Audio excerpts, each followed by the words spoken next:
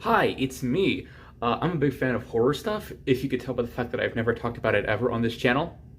Uh, and one of my favorite horror mangas out there happens to be Uzumaki by Junji Ito, or as I like to call him, Jungle Jim Dorito. I've never called him that, but that's funny to me. It is a fantastic manga, and I recommend you specifically, you the person watching this, read it, find it at like a Barnes and Noble or some shit, and or hell, his stuff is really hard to get translated properly, so you can just look it up, and it's probably gonna be on like Imgur or something like that. You know, like those image sharing sites. You'll find it eventually.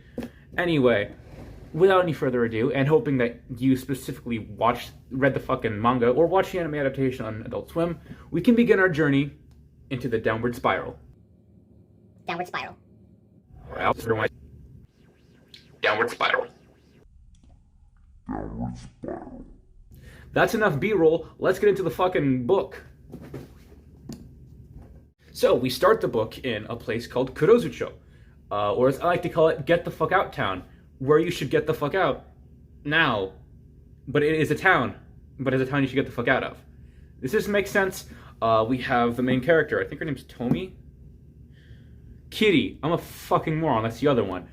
Kitty is one of the main characters. Her hobbies include watching an old man who's definitely obsessed with NFTs and spirals.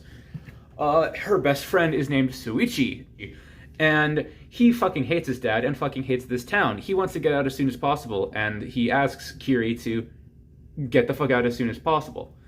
But while that's happening, his dad, Suichi's dad, tells Kiri's dad, "Hey, dude, you want to do some art for the blockchain? They can get really fucking rich off of it. I fucking love the Smiler." Because, you know, spirals and shit. I think he'd actually love it. He does fucking love spirals. Look at this panel. That is not the collection of a sane man. And I should know, because I am insane.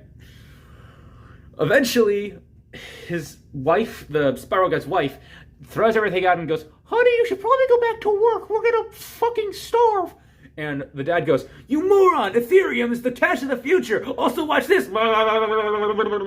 And he goes fucking nuts and starts like trying to make the spirals with his own body because he's out of all the spiral shit he owns.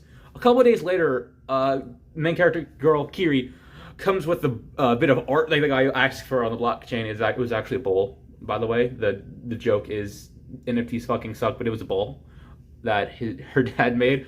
And she goes to his house. He just flips the fuck out even more. I'm not going to show that panel because I want you to look at all this stuff on your own.